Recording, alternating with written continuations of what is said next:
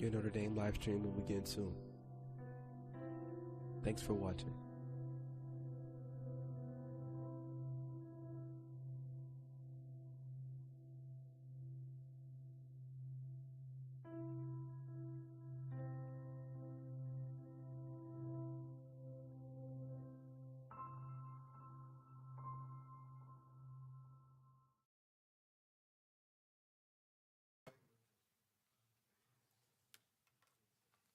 Sure, please.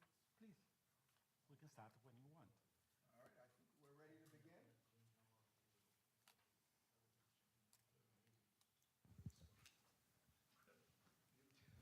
Well, good afternoon to you all. My name is Father Michael Agliardo, and I am a staff member at the McGrath Institute for Church Life.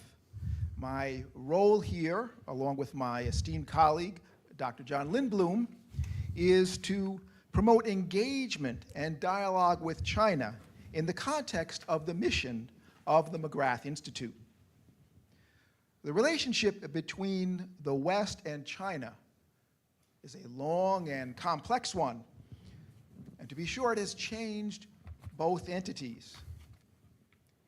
It is indeed important for us to take time out to reflect on this long and fruitful and sometimes fraught history of engagement. Indeed, China has been like a mirror held up to the West for us to reflect on ourselves and on new possibilities. And as we look to the future, there is still much that we can learn from one another. One important part of the dialogue between China and the West has been the role of Christianity in that dialogue. To aid reflection on the role of Christianity in the dialogue between China and the West, we have developed a speaker series where we have one presenter per semester to offer us insights into the history and current possibilities before us. Dr. Menegon is the third esteemed presenter in this series. The first was Dr. Anthony Clark of Whitworth University, an internationally respected historian on Christianity in China. He reflected on the pivotal role of Matteo Ricci in the early stages of the dialogue between China and the West.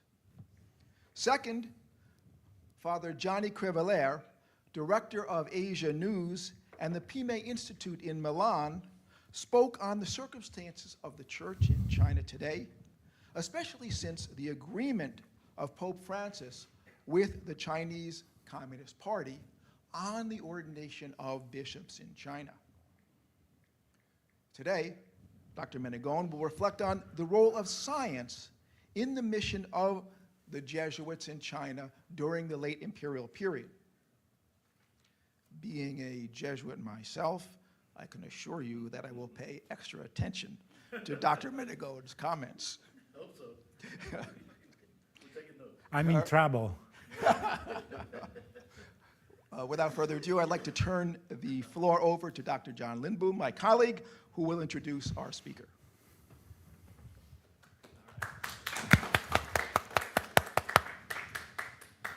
Thanks for coming, everyone. It's an honor today to have Professor Eugenio Menegon from Boston University. He has published extensively. He has a long list of impressive accomplishments, and I will not spend 25 minutes reading all of them. Here are a few highlights. He has published extensively on the history of Chinese-Western relations and is the author of 2 books.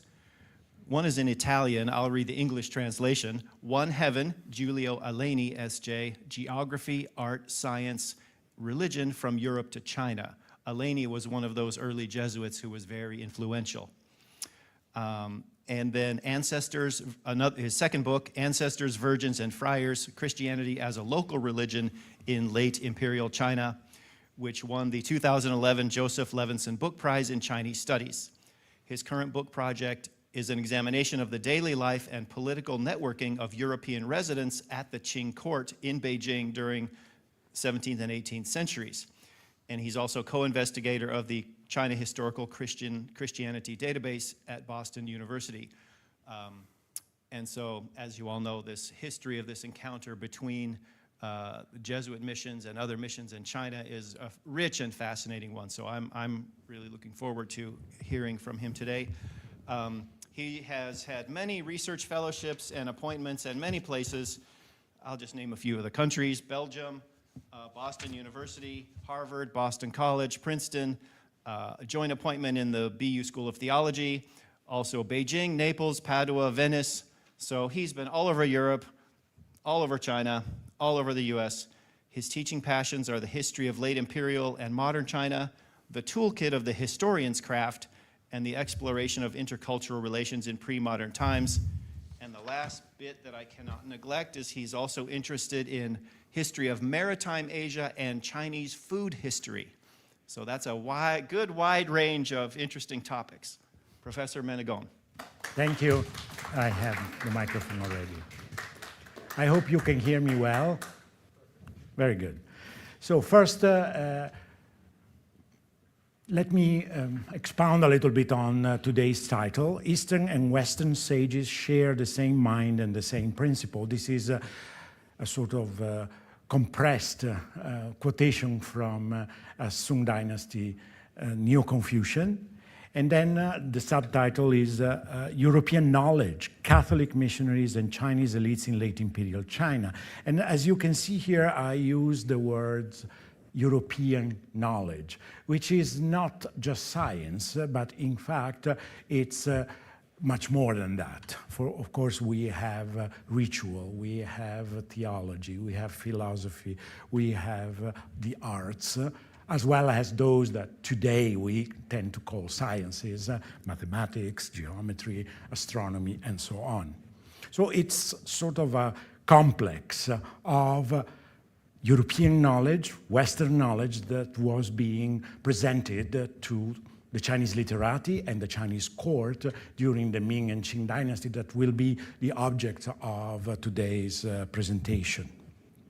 And this is the sentence that I created by sort of compressing it in Chinese, because in Chinese, as you can see, it's slightly repetitive. It goes to all the directions. So when a sage, a Shenren, appears in the East, this mind and this principle are the same, and that's the same for the West, the South, and the North, not only, but also for 1,000 generations in the future.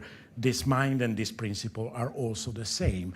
And I think what Lu Jiuyuan was trying to say is that there was a sort of universality to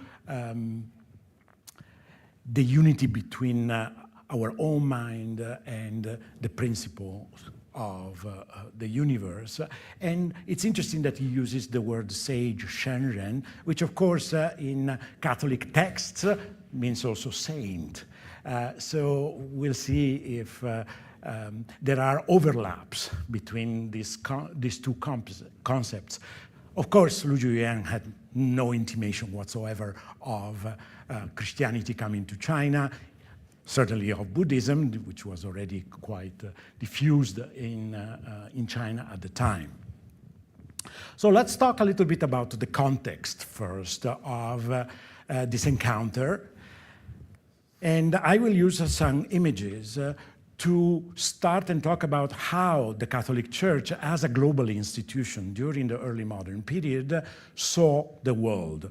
In particular, starting in the 16th century, after Europeans had reached the Americas, had navigated to the Indian Ocean, going to India, to East Asia, and so on. And here we see the Church of St. Ignatius in Rome, that probably some or many of you have visited, with this incredible fresco on top, the four parts of the world by Andrea Pozzo, who was a Jesuit brother and one of the most amazing perspectival artists of his age.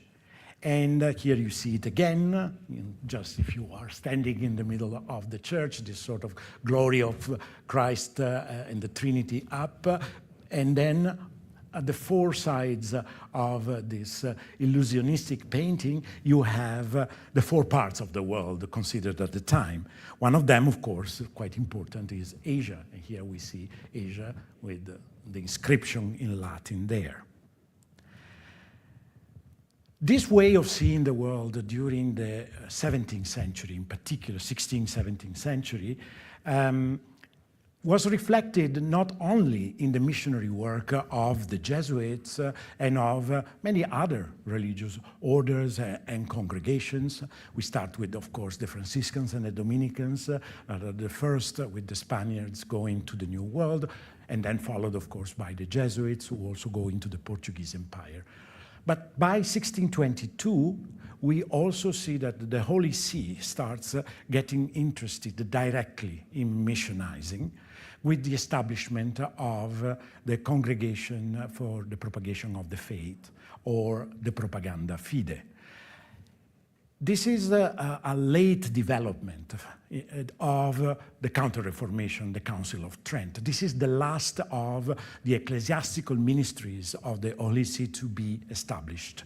And in a way, it reflects a new awareness on the part of the church leadership that the papacy itself cannot any longer just delegate to the Spanish crown and the Portuguese crown in their empires the evangelization of the world, that there are other parts of the world, but also that the Pope himself should take back some of what he had given away at the time of the Treaty of Tordesillas.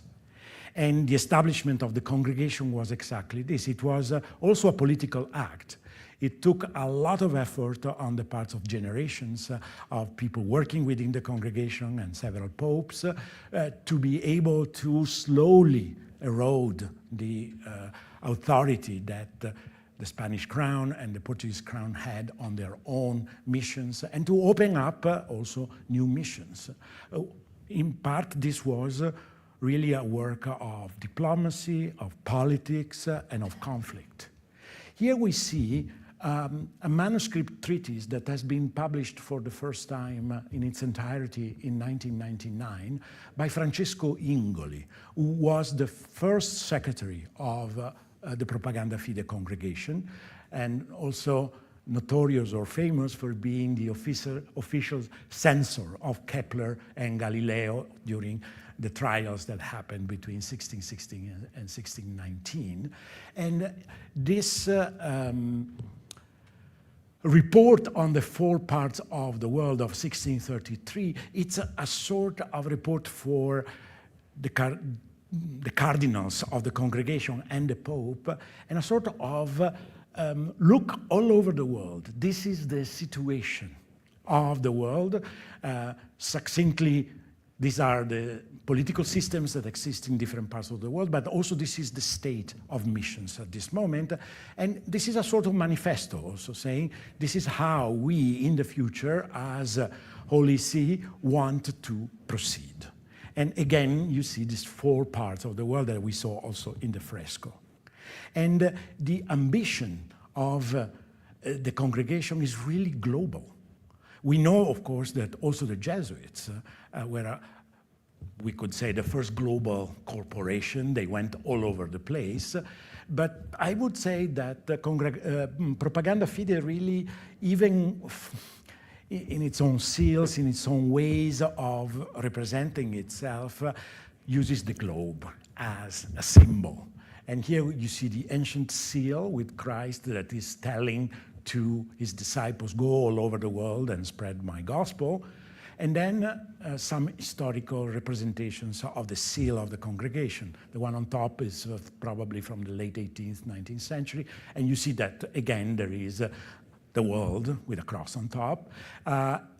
And this one is a more recent representation I found online, where again you have these words of Christ, go and teach everybody, all the peoples of the world.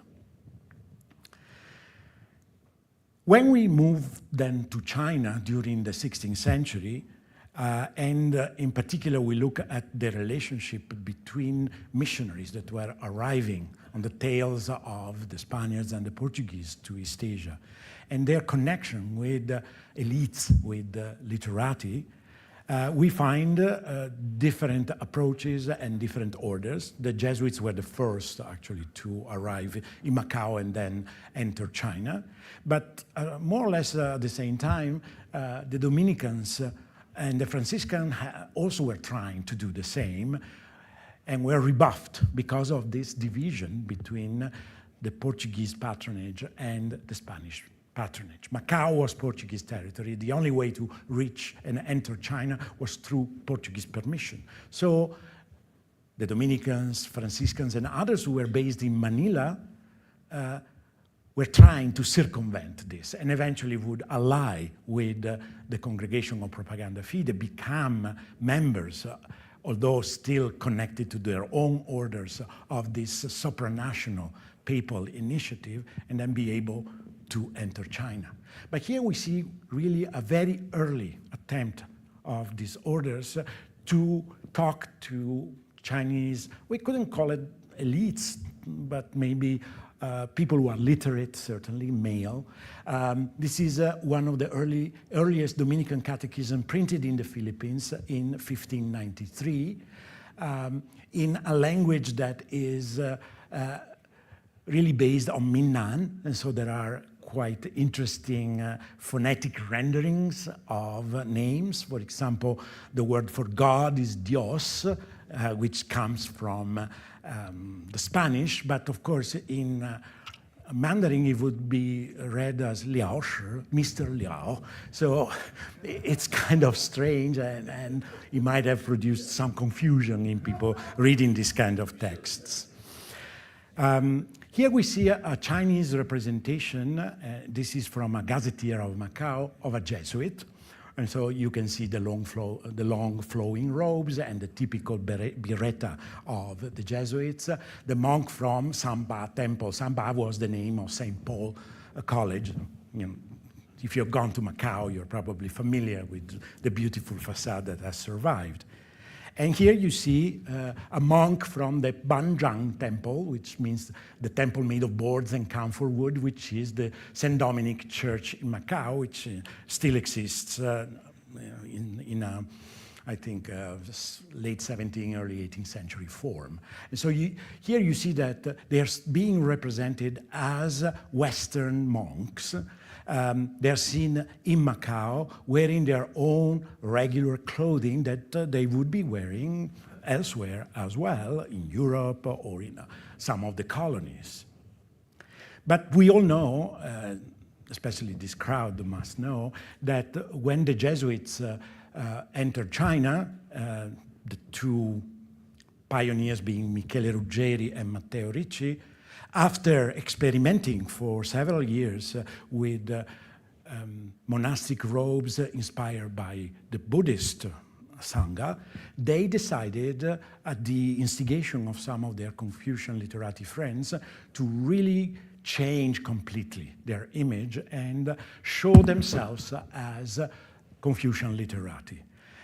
This kind of clothing is the clothing that literati who had passed the examination but were not in an official position would wear in their life, especially when visiting friends, with this hat that is called the Tumbo hat from the poet Su Tumbo, and this kind of robes that in a way were somewhat similar in color and form to what the Jesuits were wearing in Europe, but of course were much more lavish by European standards because made of silk. Of course, the Jesuits would have to explain to their superiors, silk is something very common here in China. It's not something luxurious as it is in Europe. And actually, if we want to represent ourselves as literati, as someone who are on the same footing as the elites of China, this is the way we have to dress. Ignatius of Loyola in the rules actually forbade the use of silk because, of course, in his days, this was considered something of a luxury for the nobility, so not something a humble cleric should wear, but there were exceptions for China. And here you can see how Ricci could be really mistaken for a local literatus. So it's really, you can imagine an encounter of several of these men, and they are following the protocol of encounter of Confucian literati. They are all dressing in a certain manner and so on. Among the literati that the first generation of Jesuits encountered, there were also some major players, intellectuals, but also government officials. And here we see Matteo Ricci and his most important convert, Xu Guangqi. Now, this image, I hope to do a little bit more research, and if there are art historians here, maybe you can help me. It's declared to be Xu Guangqi online, but I have my doubts. At any rate, this is the way an official would dress, with this hat that was the hat of people who had a position and the typical robe that they would wear to show their status as officials. Quite different from the kind of robe. This is a Western representation, but still of that same Chinese daily robe, or we could call it, that Ricci was wearing. And so I've talked about the different kind of hats here, right? And I forgot to start my clock. Hats really and clothing were very important in showing to people your own identity. This was the case also in Europe.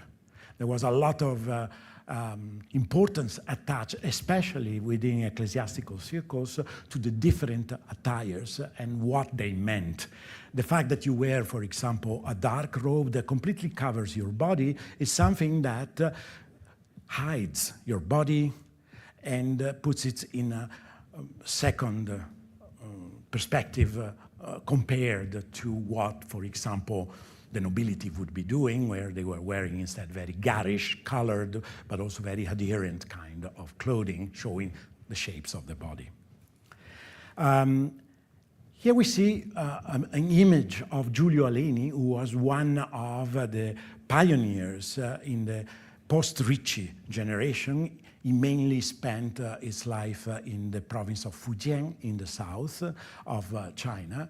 And as you can notice, in this Chinese rendering in one of his biographies that was produced after his death, he's wearing yet another kind of hat. This one is called the Jijing, or the sacrificial hat. It was a special hat that was created, possibly inspired by similar Taoist hats, but not necessarily, for priests to celebrate Mass in China. And there was a special papal dispensation to use it. Why? Because, and this is part of this accommodation of the Jesuits in China, when you are speaking to a superior, you show respect by wearing your hat. And therefore, when you are celebrating Mass and in some ways communicating with God, that's the moment when you have to show the most respect. And therefore, it was really important for the missionaries to introduce this invention for China that lasted until the 1920s, so really 300 years. It had symbols of Christianity and several meanings attached to the different parts of the hat, and it's just a fascinating piece of clothing. And so here we see that we have two different kinds of hats that are representing the two identities of these missionaries, the scholars on the one hand and the priests on the other. Today we are going to talk in particular about European knowledge, science, and its connection with the religious message of the Jesuits. And And science and religion for the missionaries, but in particular for the Jesuits, was part really of an organic project. They were bringing the two not as separate entities, but as part of a package that came all together.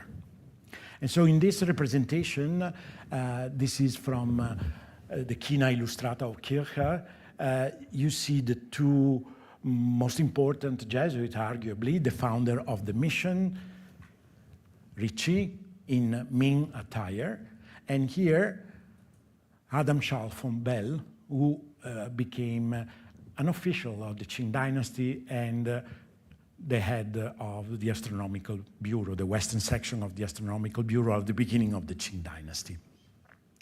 And this representation, I think, is very interesting because you can notice a triangular form.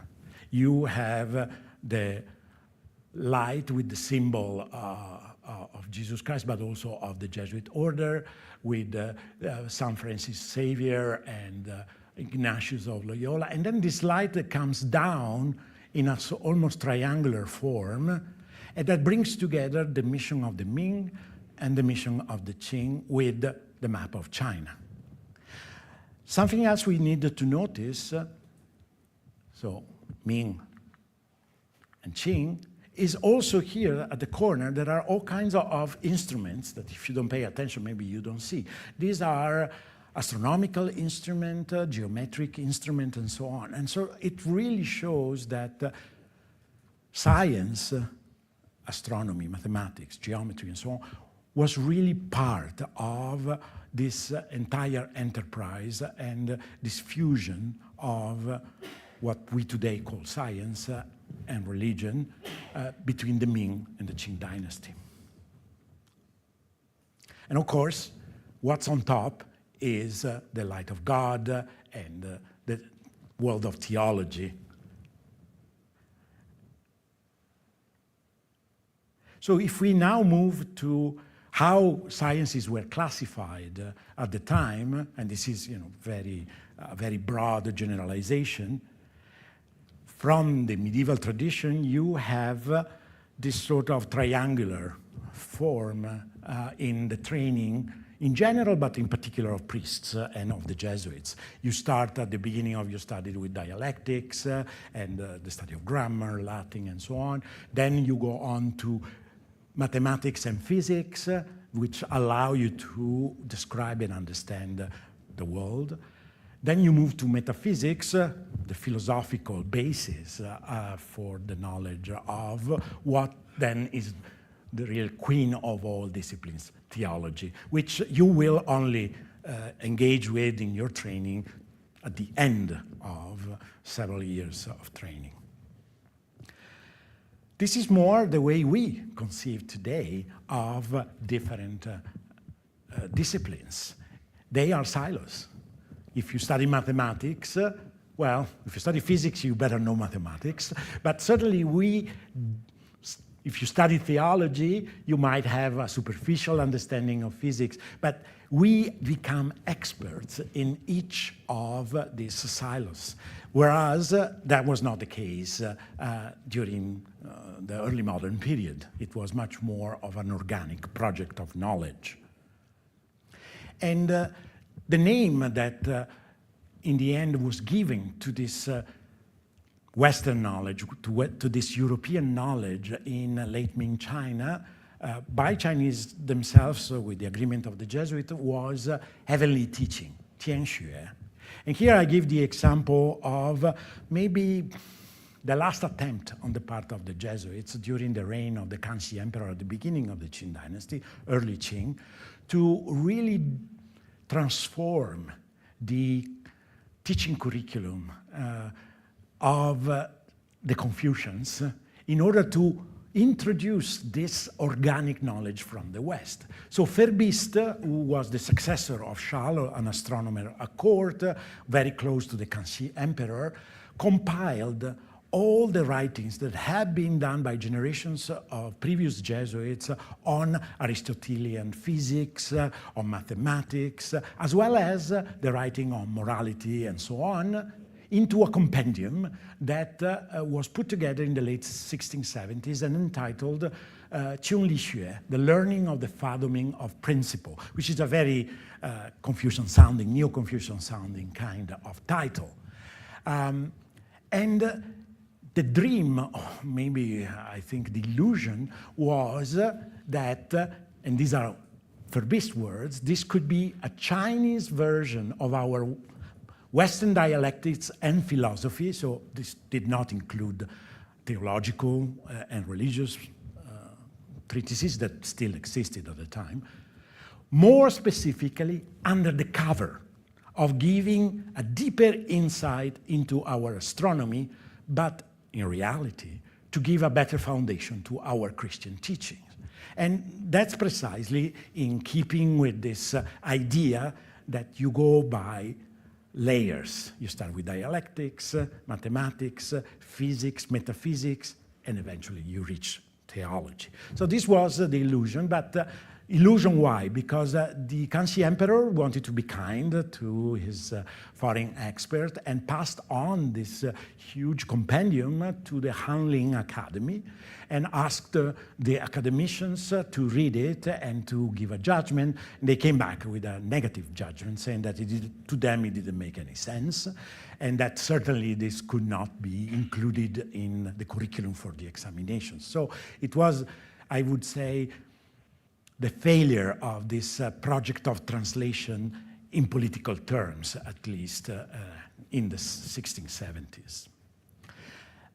Let me now be a little bit of a boring academic, maybe, and besides this context that I've given you in general about what was going on in this cross-cultural encounter broadly, let's talk a little bit about what academics have been doing to understand this phenomenon in recent years. Here I start with some stuff from the late 90s, early 2000s, that I would say already represents a movement away from previous scholarship. An interest, for example, by Willard Peterson, an intellectual historian at Princeton, for the introduction of Christianity and other Western ideas in late Ming China, presented simply as part of a general phenomenon of interest for many different ideas in the late Ming. The late Ming was really a time of opening, a time of interest for all kinds of ideas. That's why people like Ritchie, by becoming sufficiently Chinese, could participate in this kind of debates and even introduce new ideas, new theories as they did. The other important scholar that has helped remake the field of Sino-Western cultural relations is certainly Nicholas Stendert. This discussion on the classifications of science has been developed early on in this article, for example, but also a lot of the information that really forms the basis for anybody who wants today to study this encounter of Christianity and European knowledge with China should start from the Handbook of Christianity in China, Volume 1, for the early modern period, published in 2001. 2001, 2026, 25 years have gone by, so we'll try to catch up a little bit now. So these are some of the studies that have appeared since that some of you might know. Of course, the very well-known and celebrated work of Benjamin Ellman, on their own terms, Science in China, 1550, 1900s. Already in the title, of course, you see that the point of view here is the one of the Chinese themselves. How did the Chinese intellectuals, the Chinese literati, Chinese officials and emperors, on their own terms, understood this information, this knowledge that was being given to them? And this is an abridged version, a cultural history of modern science in China. If you want to read this, it's this thick. This one is a little bit more accessible.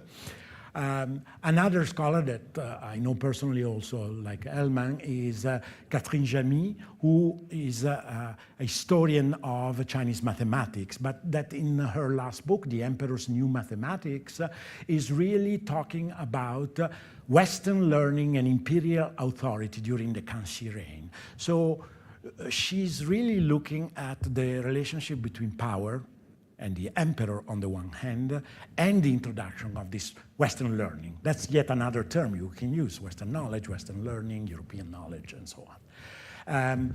This book in Chinese is by Han Qi, who is an important historian of science in China, who has worked for many, many years on Sino-Western relations. And this is in particular about astronomy, but it's also a cultural history of science. He himself has really uncovered a lot of primary sources and shown how Chinese literati and Chinese scholars in general were interpreting the knowledge that was coming from the West, and this provoked sometimes controversies, other times it was adopted, partially adopted and not really learned completely, also because the missionaries were not transmitting all knowledge and so on. These are more recent works. The journal East Asian Science, Technology and Medicine is great for following the developments of the field in English, in English language. And from time to time, there are special issues that really are about Sino-Western relations and science. This volume by Alexander Statman, Western Progress and Chinese Science, A Global Enlightenment, is quite interesting because it is trying to look at the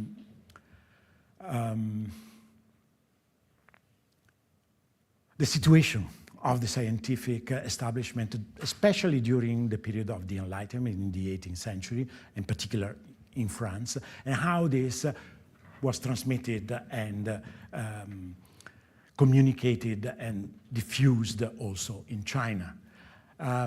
This one is a volume, an edited volume that came out more recently, Languages of Science Between Western and Eastern Civilizations, with different approaches, for example, to the circulation of books, to translation, and so on and so forth. So there is a lively debate and a lively literature that is continuing.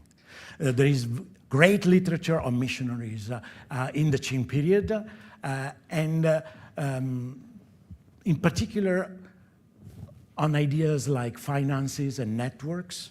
You cannot do science, you cannot transmit knowledge if you do not have the ships, if you do not have the system of the colonial powers and of the merchants to transport people, ideas, objects, astrolabes, and so on, from one part to the other. Then there is also an interest on the, we could call it ethnic and political submission of the Jesuits, particularly in the Qing. Differently from the Ming, when the literati were the counterparts of the Jesuits, in the Qing period, the Jesuits really concentrate most of their attention on the court and the emperor.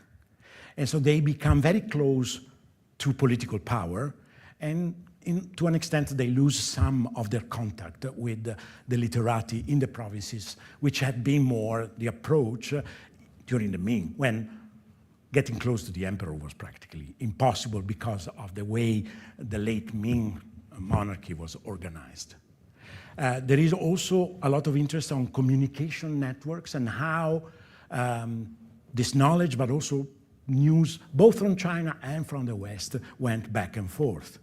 There is an interest in communities, particularly in the city of Beijing, which is what I am studying now. For example, this is a book about the title, A Parish in the Imperial City, the Northern Church in Beijing during the period when the French Jesuits were there, and how there was really a whole financial, economic, but also social network that kept these enterprises going. And within these compounds, you have also scientific enterprises going on. For example, when they measured the position of Beijing, the longitude of Beijing, this is the place where it was calculated. So in the 18th century, if you wanted to know where Beijing is, you would learn that, oh, it's where the Beidang is, which was not far from the Imperial Palace, but this was the Jesuit residence. There are also other books that have appeared recently. This one is fantastic. And it's about the different Jesuit compounds in the capital and how they architecturally but also socially interacted with the city. This one is another similar approach, but covering all of China's old churches, including the ones in Beijing. And I myself, I have been engaged in this project, Europeans in Beijing during the long 18th century. And over the years, I've published several articles trying to cover these different aspects. And here you see some of the things that I'm interested in and I'm going to talk about in a moment. First of all, methodologically, I'm interested in a micro-historical approach to what I call global China in the 18th century. So, of course, you can look at the big picture.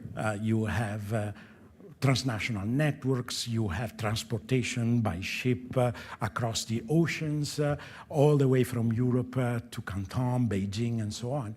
But who are the people who are making this possible? So you can really go down into the micro-historical and then try to somehow give more agency to actors and to see what are the components of this global. I'm interested in networks, and I won't read all of this, but there are all kinds of networks that one can analyze, starting from Beijing, but going all the way to Rome and Paris and so on. I'm interested in daily life, in the infrastructure, and in the economy, including travel, the mailing of letters, money, and merchandise, how the missionaries dressed at the court, what kind of translation activities they did. And all of this actually is implicated with the transmission of Western knowledge, because these letters, this money, this dress, these translation activities are always done with that objective in mind, to fortify these networks and also to continue the evangelization work, even after it was forbidden in the provinces by the Yunzheng Emperor in 1724. And so in the provinces, everything goes down underground and continues. And almost paradoxically, the missionaries in Beijing are allowed to stay because the Qing state is interested in this Western knowledge, in their expertise, and they strike a sort of compromise, saying, well, we'll let you stay here. You can even keep your churches open to the people who have already converted and do your rituals, but don't interfere with what is going on in the provinces. The missionary didn't really listen, and they continued actually, on the one hand, to stay close to power so that they could control what was going on with the government, and supporting the underground missions in the rest of the empire. I want now to talk about some of the more recent developments that I think are quite interested in history, the field of history of science. A focus issue of East Asian Science, Technology and Medicine came out in 2017, and the title is interesting, Displacing Jesuit Science in Qing China. What does this mean? There is an attempt to analyze the activity of the missionaries, in particular the ones that are working in the field of science, within different perspectives than in the past.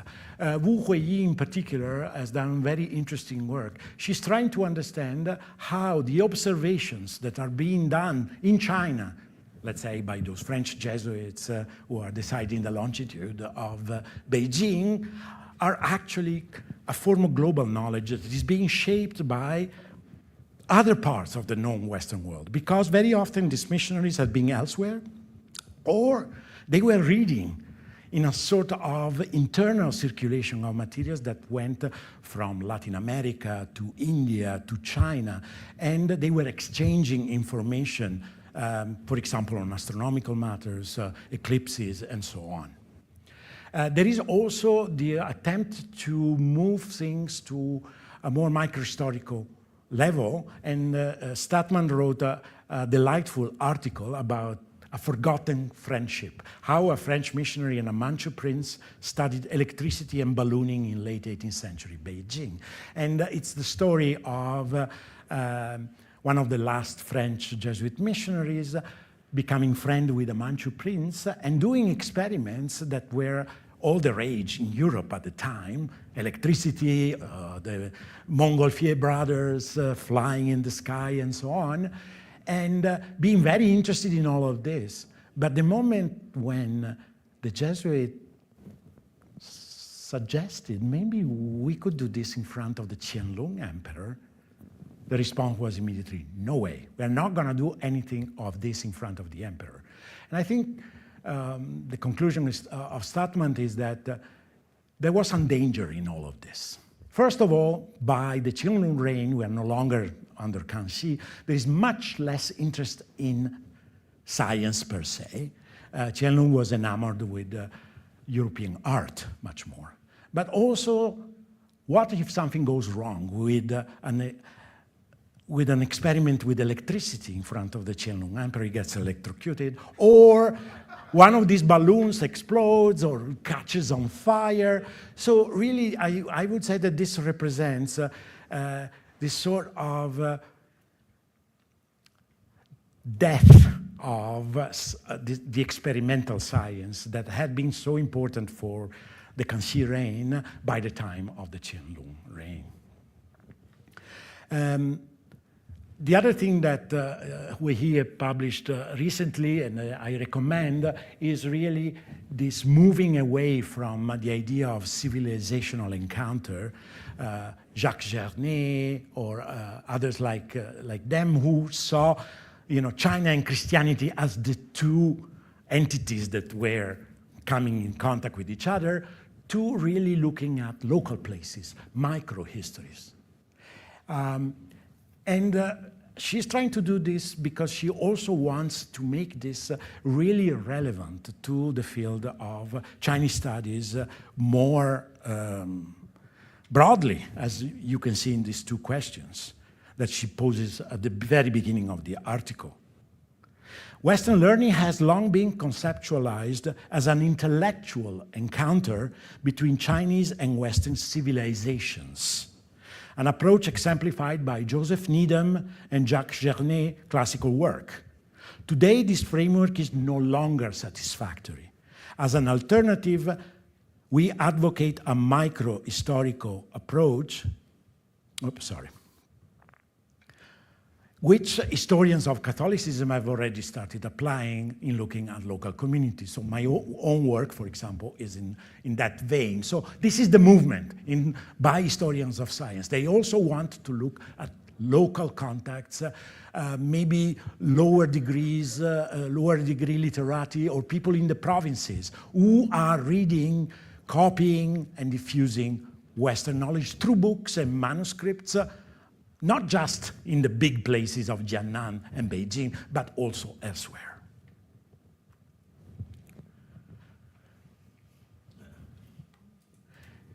So this microanalysis allows the history of Western learning to reconceptualize the Jesuit European traditions materially through the circulation of books, and to separate the Chinese reaction into two geographically, chronologically, and socially distinct models of patronage, driven respectively by late Ming literati and by the early and mid-Qing court. This is extremely important.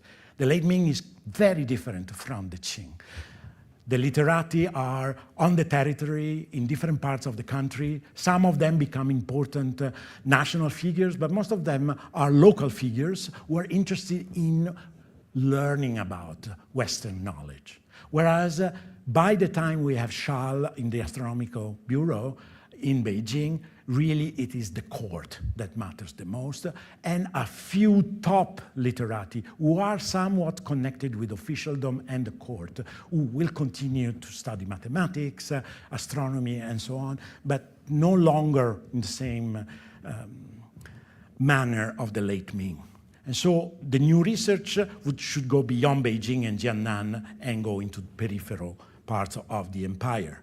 Another very interesting approach is the one by Chinese scholars at Nankai University, Chengdu, who has actually been pushing now into the reigns of the Jiaqing and Daoguang emperor at the beginning of the 19th century, showing that our previous idea that with the end of the Jesuit mission, there was really a complete cut with the all that had been done before. And then during the 19th century, the arrival of new generation of Westerners, missionaries, diplomats, and so on would bring a different kind of science and knowledge.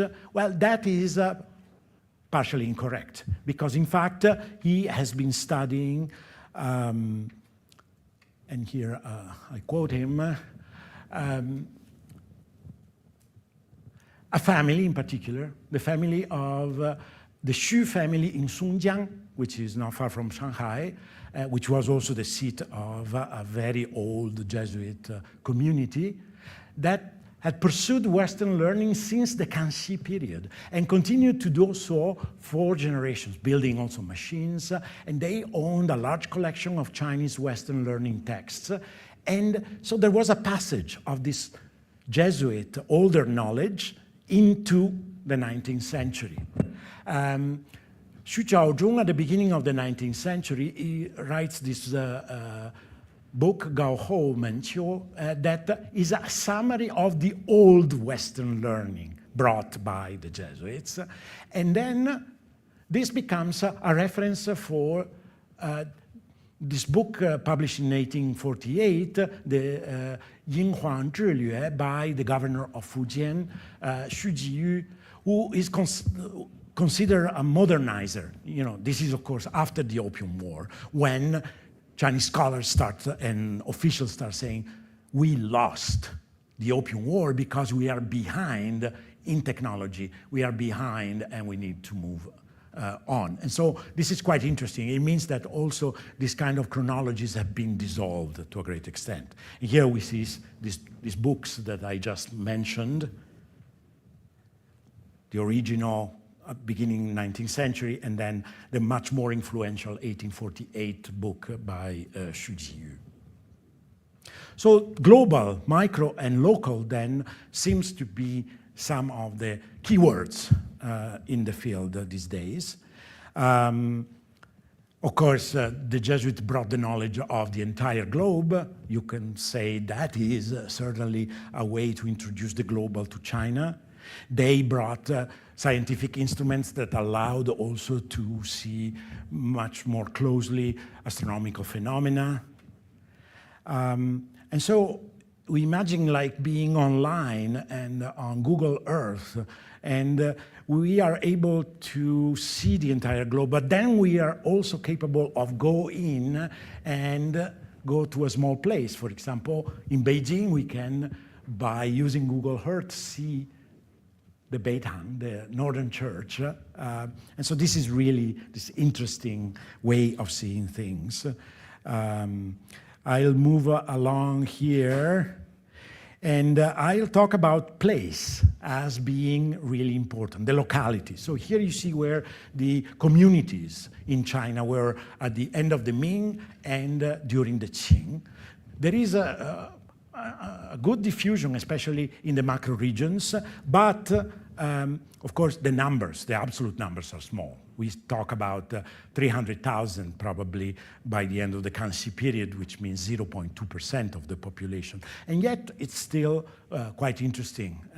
The way how knowledge circulated, actually, it's quite different from this kind of numbers.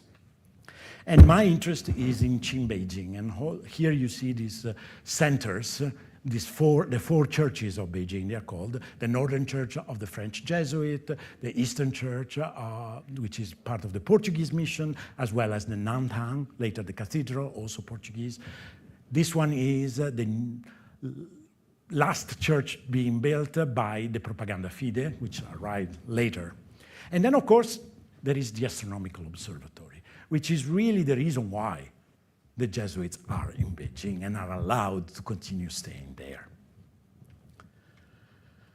The other place that matters is, especially during the Qianlong period, is the Yuanmingyuan, which is this suburban palace built especially by the Qianlong emperor, where he liked to live most of the year, in fact. 9 months of the year, the Qianlong emperor held court in the Yuanmingyuan, 20 kilometers out. The Manchus hated the Forbidden City, full of walls, no trees. You know, they come from Manchuria. They like the fresh air, to travel, and so on. So 9 months, he was in this sort of paradise on earth that he had built, and then the other months were mostly spent hunting beyond the Great Wall, after, you know, from Chengde and into Manchuria.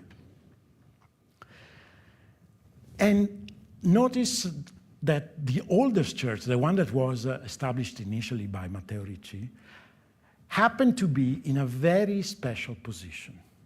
You know, during the Ming, the population lived around the palace. But when in 1644 the Manchus conquered the city, they obliged all the Han population to move out to the southern city, or the Chinese city as was called by foreigners later, and this became the Tartar city, where all the banners of the Manchus were living, hundreds of thousands of them, as sort of praetorians of the emperor. So while in the Ming, this place was still central,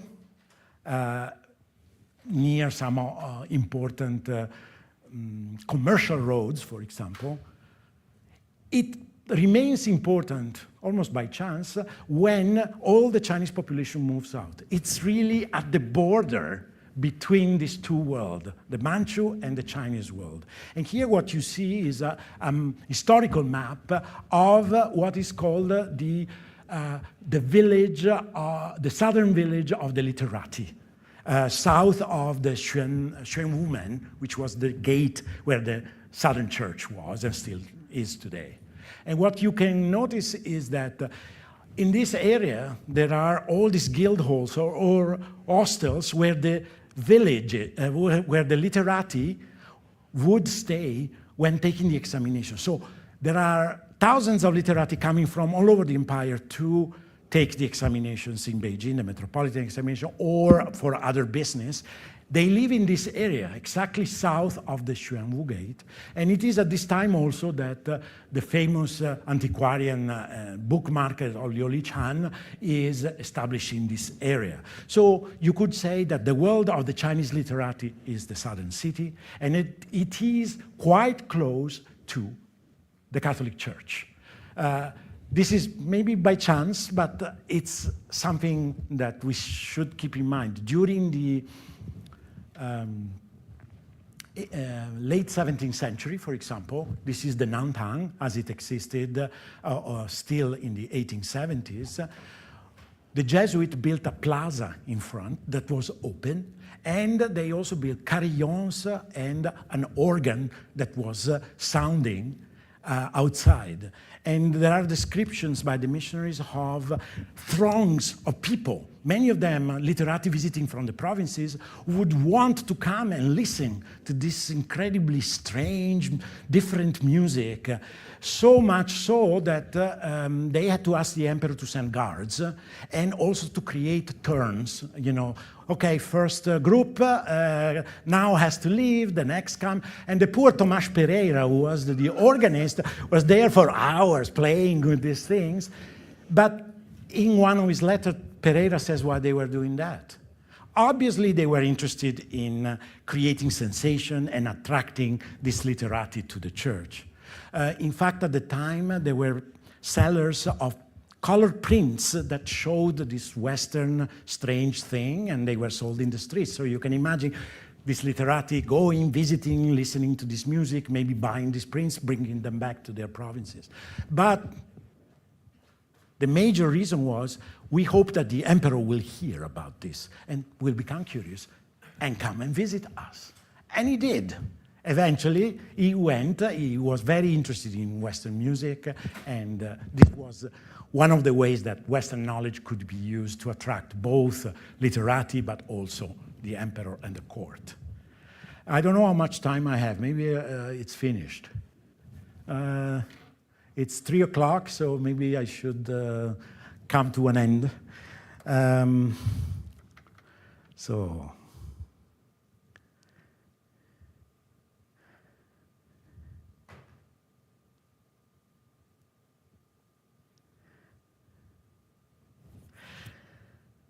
So besides this move to the global, the micro, and the local, the other interest that I think a lot of people are showing is the interest for networks. And this is what I am trying to work on. I published recently an article entitled An Invisible City, Urban Life and Networks of European Missionaries and Christian Converts in Qing, Beijing. Why is it an invisible city?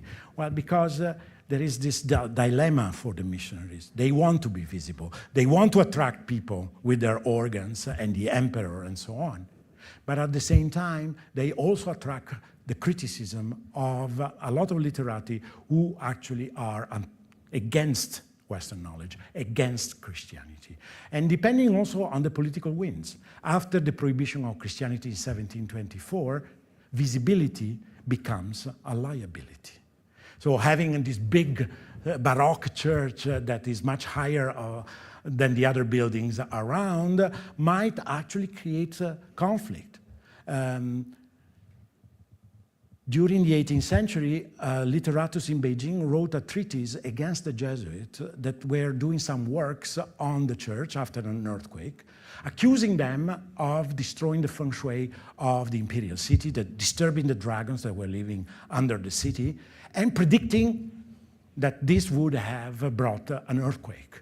The Qianlong Emperor himself had to come into the fray because he asked the Jesuits to stop works. He had men arrested and interrogated, and he warned him, stop sending around this kind of rumors. But on the day that he had predicted the earthquake was coming, thousands of people escaped outside of the city wall, fearing that there would be an earthquake. The earthquake didn't come. The emperor had not left his palace, showing that he didn't believe this prophecy. But what's interesting is that the impact was there.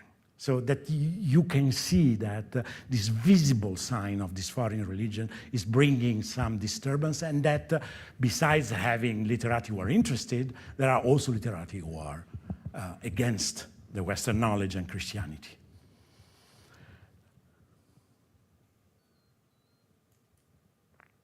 I'm interested in how the Europeans nested, therefore, within the imperial system, going from the protection from the literati and the court in the late Ming period to the imperial patronage and the directorate of astronomy in the early Qing period, interacting with the palace, with the bureaucracy, and all the way to this exchange of ambassadors with the coming of 2 papal ambassadors. Of course, this is part also of the propaganda fide expansion, the papal interest in putting his own hands on the missions. And all of this within the world of the palace, where you have factional struggles, especially in the late Kanxi period for the throne. The missionaries participate. One Jesuit actually will be executed for being too close to one of the pretendants to the throne who lost to the Yunzheng emperor. And then you have a period of underground connections with the provinces and what I call hidden transcripts from Prohibition in 1723 to 1838, which is the year when the last director, Western director of the Directorate of Astronomy, who was at that time also Bishop of Beijing. He was a Portuguese Lazarist, dies. And so really, this is kind of interesting because 2 years later, of course, we have the Opium War. I'm interested in spatial networks, as I showed in that article on the Invisible City, but also in economic networks. And there is no time to talk about that today. There's much more that I could say, but I think that I want to stop here and just conclude showing you how things have moved in terms of what scholars are interested in, what are the new perspectives on the encounter, on Western knowledge, and the presence of missionaries in China, the role of the literati, the role of the court, and so on. And now I hope we have a little bit of time for your questions. Maybe I can expand on something that I have been unable to do so until now. Very good.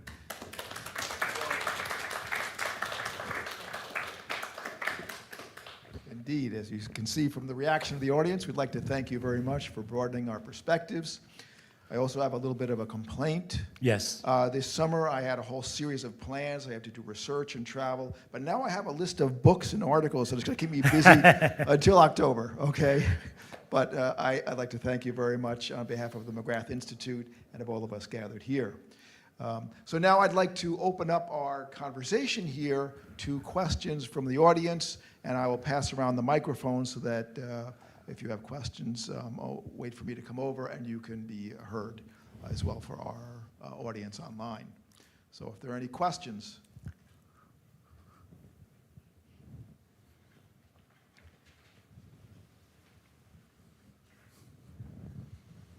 Okay, thank you, Professor. It's a very excellent speech for us. And I want to give a little comments and ask one question for you. Please. So I want to say that for Michael, compared with the strategy that taken by the Jesuit who was living at 17th century, who into China, now your religious order should take more, send more, Jesuits who are do well in the AI and computer science. It will be more sufficient than the mathematics and astrophysics, right? It's a joke. Well, I know it's not a joke. Yeah. Just as a side note, Okay. I told Father Antonio Spadaro of La Città Cattolica, Yeah. formerly of La Città Cattolica, about this event. He said, well, I would like to join online. I'll have to watch the recording because right now he's working with Georgetown in Rome, Oh. dialogue on China, with China on the human impacts of AI. Yeah. Chinese government now show more attention to the advanced technology. Yeah. Okay. The question is that professor like me dress a tie and a tie clip, so it's very like the Jesuit who went into China to dress a Chinese collar hat, right? Yes. Okay. So is there some general rule to describe the bi-direction cultural phenomenon?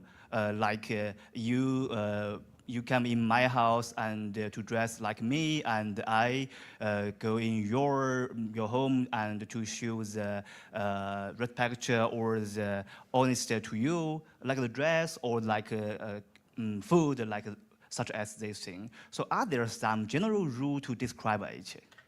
Yeah. General rules. Yeah. Well, a term that has been used a lot is, of course, accommodatio, accommodation, which was meant the necessity of adapting to local conditions in anything that did not touch on the core of the faith. And so clothing is just accessory. You can change your clothing. The way you eat, the way you talk, the kind of vocabulary also you can use. And it was done in the early church when the vocabulary of the Greek philosophers was applied to the Bible, and then a whole new theology was created. Why not do it again? Of course, this was very conflictual, and the Chinese rights controversy that some of you might know of was in part a consequence of to different parties within the church. Those who said, no, we have a certain way of doing rituals, we have a certain way of using sacraments and so on, and that cannot be touched. You have to celebrate the Mass in Latin. And others instead who said, no, we can change things. So the Jesuits, for example, produced a missal in Chinese in the 17th century, and a breviary in Chinese for Chinese priests, because they realized Chinese priests cannot pronounce even Latin. And if we use Chinese characters to simply reproduce the sound of Latin, it makes no sense whatsoever. So why not translate? That has happened before, why not do it now? They never got the permission to do that. These breviary missals were printed, but they were not really very much circulated. So yes, that's kind of the framework that has been used quite a lot. I'd say that historians of science don't like to use this terminology because, of course, it is a terminology that is more theological or that reflects the history of the missionaries themselves. They look more at the dynamics of interaction that can be sometimes also conflictual. There are anti-missionary movements or anti-Western science, anti-religious movements from time to time. So I'd say that depending on where you are on the spectrum, as a scholar, you might see things differently. Yeah, I don't know if that answers your question. Yeah. According to the the microhistory approach, so when the different culture they meet each other, so it will be very maybe very interesting for each other to make them go deeper for the understanding of universality. But according to this approach, I think if it looks like they're related to some new knowledge, the reproduction of new knowledge, but it looks like very good. But after that, how they keep the true understanding for the original Bible, like Bible, like the original knowledge, how to balance them, Thank you. It's interesting, you bring up this distinction between, the peripherals and the essentials. But, that was even a Chinese debate, the difference between bun and shi. When we adopt Western technology, does that mean we're adopting Western culture? Where do you draw the line? Yes. And it turns out that the two are really deeply intertwined. And even, when it came to clothing, that was carefully regulated in Europe and in China. But maybe you don't know, but the Jesuits do not have a distinctive garb like the Franciscans and the Dominicans. Yes. And that gave them a little more flexibility. They are clerical regular, so they just dress like a regular priest. That's right. They were given the permission to dress according to the local custom. Correct. And that gave them a little more flexibility to adopt the garb that they did, whereas that wouldn't have been as easy for the Franciscans and the Dominicans. Yes. Because that garb was kind of essential to their identity. Yes, certainly there is that dimension, though eventually Franciscan and Dominicans followed the Jesuits. They dressed like that. I see, interesting. Just a case that took place just this semester. We had a sister here at Notre Dame who was going to give a talk in Beijing in May, and she was wondering, can I wear my religious garb while I'm in Beijing? And we had to work that through. She could wear it during the program, but not on the streets. It's true. Yeah, so interesting. Dr. Hawks. Thanks so much for your lectures, really enlightening. You know I'm not a historian and I don't work on religion, but I know a little bit about the trends, recent trends in the study of Qing Dynasty history and specifically the school of so-called New Qing history. And since you have this slide up with some Manchu there, I was wondering if you could say a bit more about how perhaps some of the Manchu language documents are changing or influencing our perception of the networks that the Jesuits were part of, and also whether or not you see any evidence of these sort of borderland connections between Manchus, Mongolians, and Tibetans as separate from sort of the Chinese population, when it comes to their contact with Christianity. So knowledge of Manchu became a real asset for some of the missionaries who took the time to learn it. In some ways, Manchu is an easier language to learn than Chinese. It's an alphabetic language. Its structure also grammatically is not particularly difficult. And some of them became very proficient in Manchu, which of course made them much closer to the figure of the emperor. In the case of Kanxi, they could speak in Manchu with him, or Yunzheng or Qianlong. But also they could compose books in Manchu. So there is a famous book of anatomy, for example, written in Manchu at the order of the Kanxi emperor that introduced the knowledge of Western anatomy. But it was never translated into Chinese. So some of this, which means that some of this knowledge actually was considered strategic and private by the emperor. Maps, that's another example. There are beautiful maps.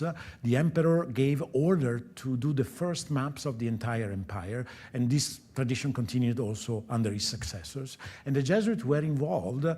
They were sent all over the place on horses for months, over months to do the surveying and so on, and have produced these incredible maps. The parts that are in Inner Asia are only written in Manchu, whereas the other parts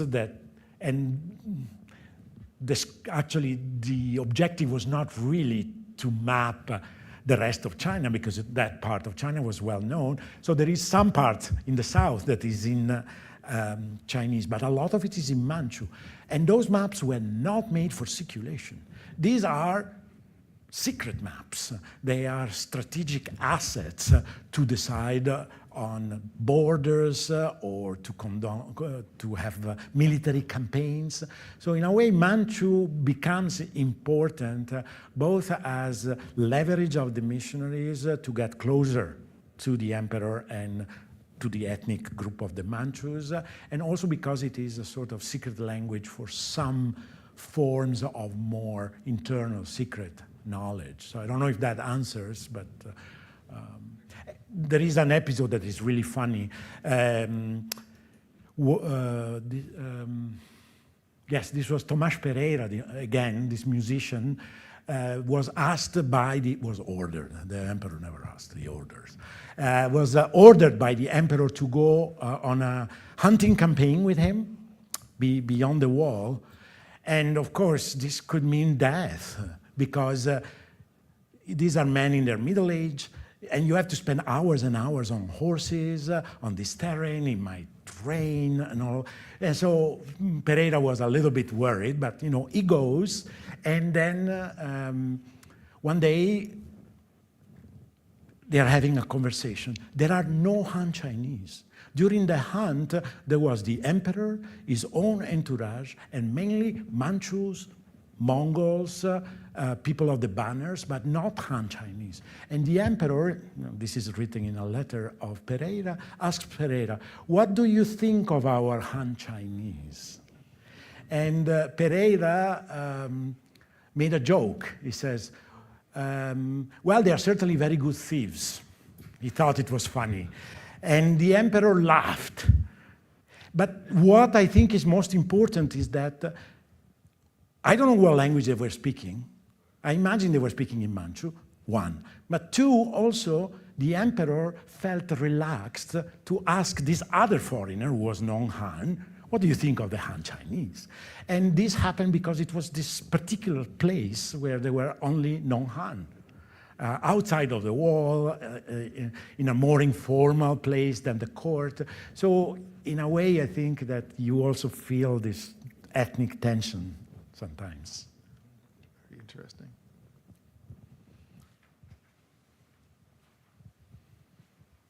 You mentioned that astronomy was the reason why the Jesuits were tolerated at court. Did I understand that correctly? It's one of the main reasons, yes. So, I mean, thinking of the Roman Empire, Constantine made us Catholics, right?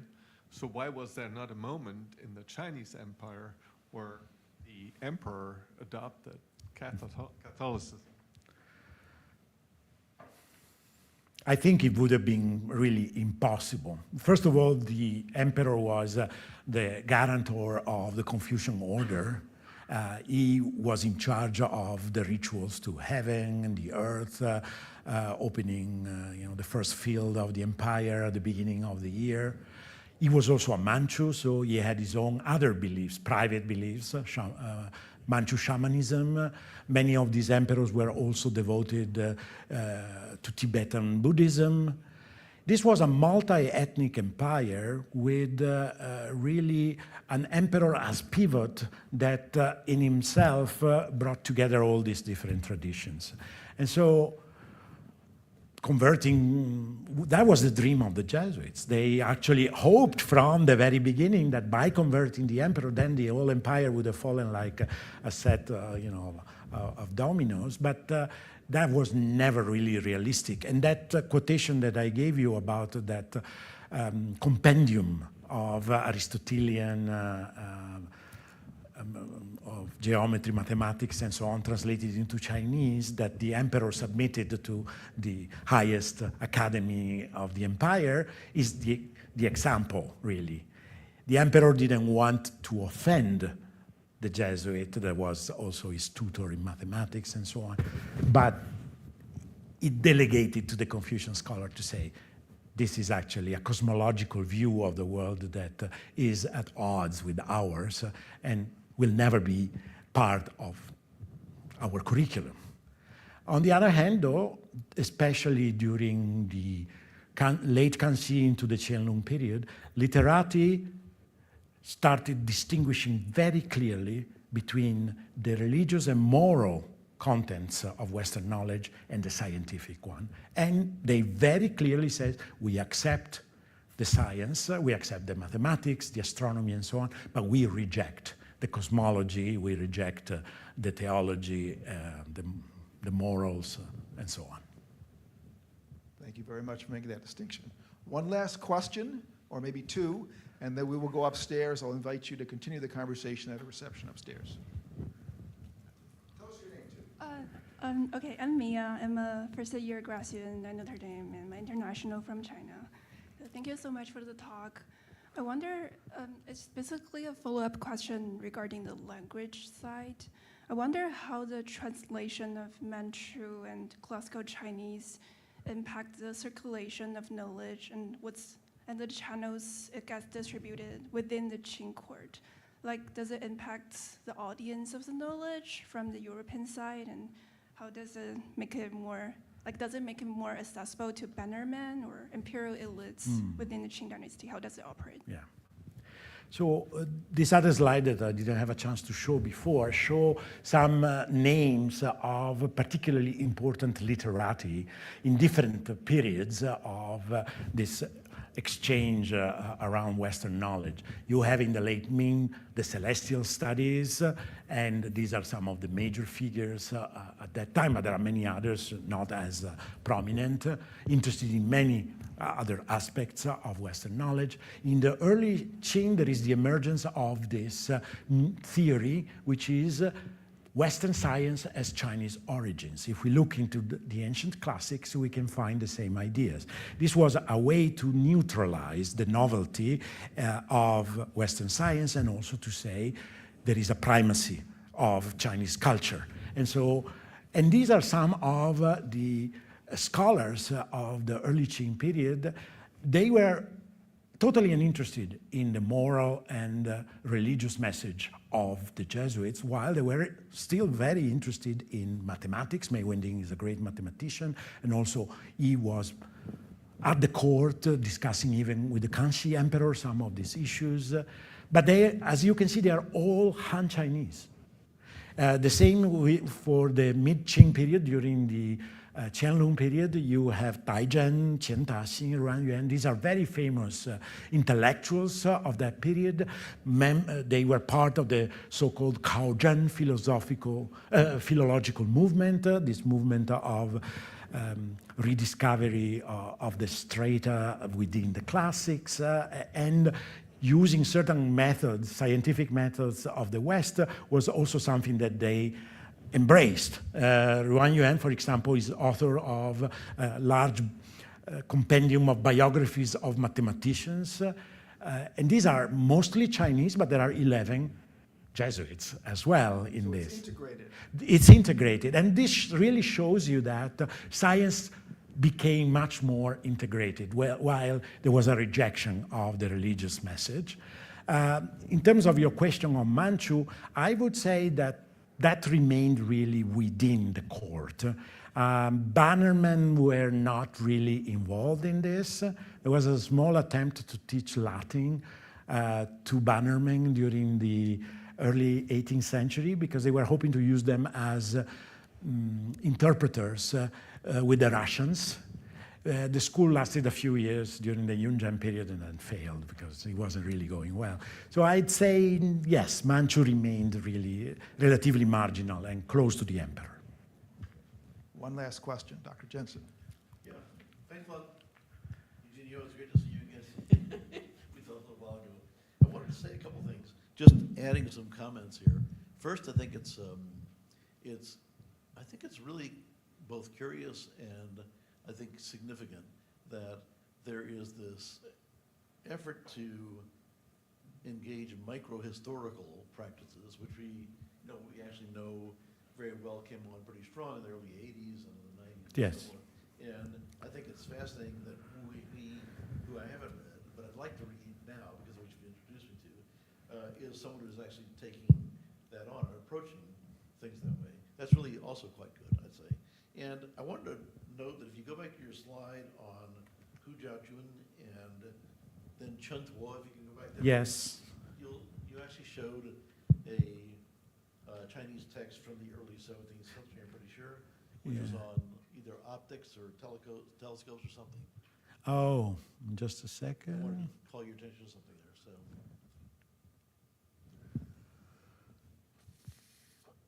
because I'm pretty sure we have that book. The one that had, I mean, Chen Tuo is here. Was it one? It's actually- Oh, okay. There you go. No, that's not it. This one? Nope. No? Oh, okay. This, oops, there you go. Yes. This, so this particular text we have in our 原型说, yes. special archives here. So, Yes. yeah, we had until they were actually recently Oh, it's one of claimed to be those. stolen. Yeah. They were actually brought into the Trump administration's effort to come after Notre Dame with respect to DEI and so forth, and these texts have now been removed from our special collection. But also what's there is a Manchu version. There are only 6 of them on the entire planet. There is a Manchu version of Eleni's account of the beginning of the world, like from Adam and Eve and so forth. Wang And Wu so that Jianyuan. part of, that part of Breshit or Yes. from Genesis is actually in Manchu in our library. And Mark Elliott and I were talking about this a number of years ago, and he said he knew there were 2 copies in Leningrad, or St. Petersburg, yes. sorry, St. Petersburg. And in fact, there was one in the French library, and there was one somewhere else. We only one that had a copy of this. Yeah. And unless they really have sent them back, I know they were asked to be sent back. I would like us to have a chance to look at them. And I just want to say that. And that's all. Just some comments about that. So, Thank you very much, Lionel. thank you. Yeah. Great to see you again. It's better than great. Well, I'd like to, again, on behalf of everybody here, thank you, and also mention that for people who couldn't be here, and also people in the audience, if you'd like to join us tomorrow for breakfast at 11 in Geddes Hall, we'll be able to continue the conversation there with Dr. Menegon. More relaxed. And maybe, would it be possible for you to tell us about the Christian Historical Database at that time? Yes. So we'll So leave this that is- for tomorrow. Yeah. So this is a little plug then. Yes. Thank you for reminding me of that.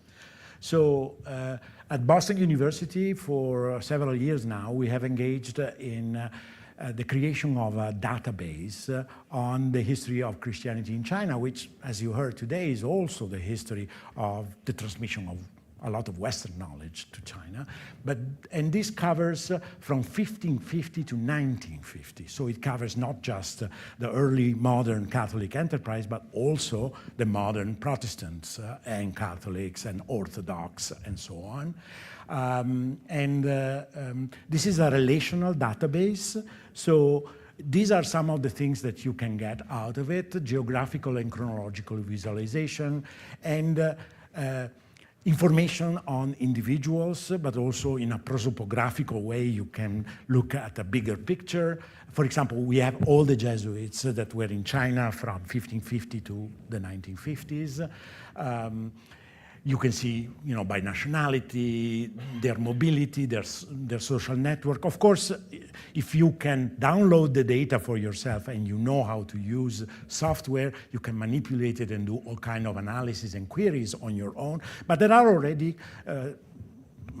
tools that you can use online. For example, I spoke about Giulio Aleni, this Italian missionary. So there is a biography of him with some information about where he was born and so on and so forth, but also you see where he was at certain points in his life, and you see, gender, male, institution, in this case, the Jesuit mission in the region around Shanghai, Affiliation Society of Jesus, and so on. Here you have, for example, here you can see all the kind of information plus notes.